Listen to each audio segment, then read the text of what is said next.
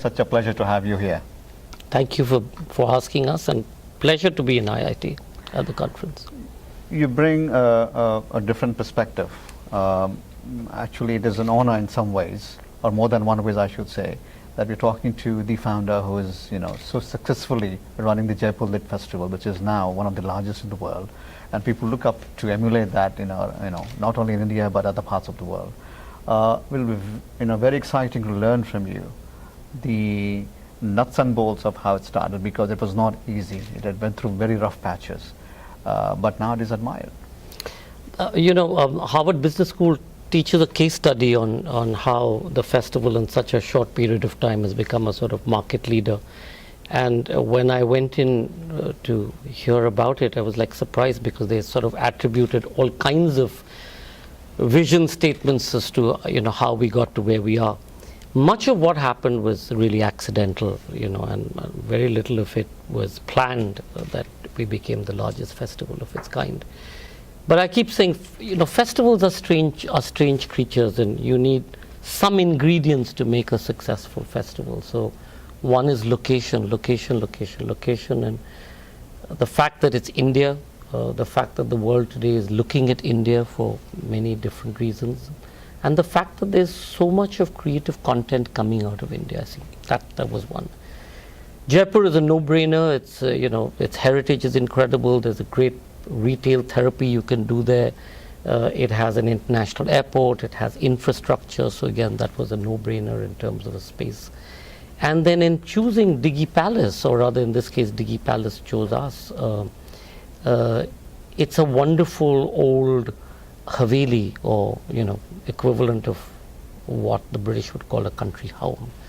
And but that every brick and every stone in Digi Palace has a story to tell. It has a sense of romance. It has a sense of valor. It has a sense of past history. And as we know, India at any given point of time lives in many centuries and lives in many different economic strata, and sort of Digi sort of portrays, captures that. So location is one big thing. The second is that, India is India. Everything that you do in India, you do with a sense of great hospitality. Our sense of hospitality is very grand. And the festival runs like the great big Indian wedding. So we feed everybody, and there's lots of colors, and there are thousands of people, and authors feel like rock stars to some extent, and but it's really that sense of hospitality, I think, that has every author and every visitor go back as our ambassador.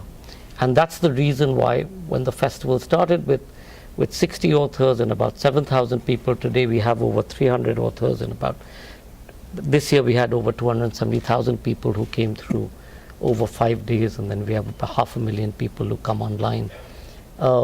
That's what they get, that sense of incredible color, vibrancy, that sense of hospitality. And then it's the programming that Namita and William put together every year, the list of some of the most incredible writers and thinkers from across the world coming together. And there are very few platforms where you have the Occident marrying the Orient. So this is, I call it white on brown, or brown on white, or whatever, but it's really a coming together of different ideas. And where else can you be sitting on the lawns of a place like Digi Palace on a wonderful winter morning, and you're being able to travel the world, and travel the world through different philosophies, through different cultures, through traditions, and being able to understand the mindset of another people, of another tradition, of another culture. It's an incredible coming together. And when you come to Digi, I mean, everybody says, so who are the big names this year? And I'm saying, even if I said the big names to you, most people wouldn't know. But people come there to be surprised. They stumble upon a session where they come away with 20 great ideas. So it's really been because of all of these, not necessarily one or the other, but a combination of all of these that have made the festival what it is. And the press has been both kind and unkind to us, but at the end of the day, it spread the word of the festival across the world. And yeah, the important thing you mentioned is the scale. In the past, festivals of this kind were limited to a certain audience. But now, I think with emerging India and the opportunities available, there's more awareness, more travel. So it is reaching beyond that niche community. How do you keep them engaged and, in fact, get them more engrossed into this activity?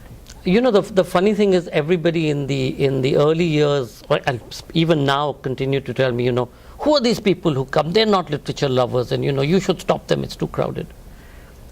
And our thing has always been that in India or places where there's great inequity, you must have access to knowledge, or you must make knowledge accessible in every possible way. So that was one of our fundamental missions when we started, that we must make it a festival, not that we're running the festival, but a festival of the people. And we shouldn't make it precious. So, whether you're a head of state or a minister or a famous author or a newly published author or an audience, everybody is treated alike. So we don't have reserved seats. It's democratic access. And it took some time for people, especially in the city of Jaipur, to realize that this wasn't a white person's festival, or it wasn't a festival, as you said, for a particular group, which in Delhi would be the IIC or the IITC kind of group. But this was a festival where anybody and everybody could come. And the proof was 5 years ago, when we first set into place security at the festival. We've grown already unwieldy. We were getting 60, 70,000 people. I remember it was a Saturday morning, and I was standing at the entrance and just looking at how what was happening. And it was 7:30, and the security people, two people came off, and the security people stopped them. It was a man and a boy. And because I was there, I went up and I said, Bhaiya, kyun aaye ho? Why have you come?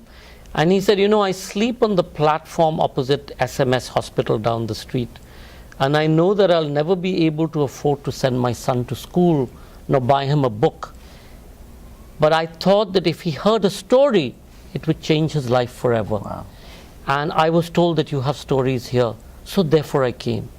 And to us, there was a proof of how the festival had transcended language, class, caste, which are such defining aspects of places like India.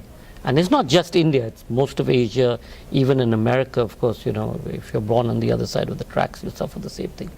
But that was our purpose to begin with, that to ensure that this kind of knowledge was as broad-based, accessible as possible.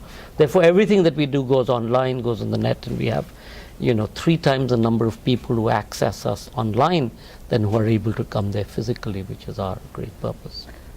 We talked about scale, but sustainability is an important factor. Without that, obviously, then there's no survival after a certain amount of time. In the absence of patronization by whoever patronizes these things, you have to have a robust business model to keep this going. At the end of the day, again, art is entertainment, but art is also business. So how do you combine these two elements to make it a success? It's not been difficult. I mean, Teamwork, the company that I set up, this has been our focus for the last 25 years, to show that the arts can create wealth. Intangible, we all know that it creates. Tangible wealth is far more difficult to be able to create and sustain.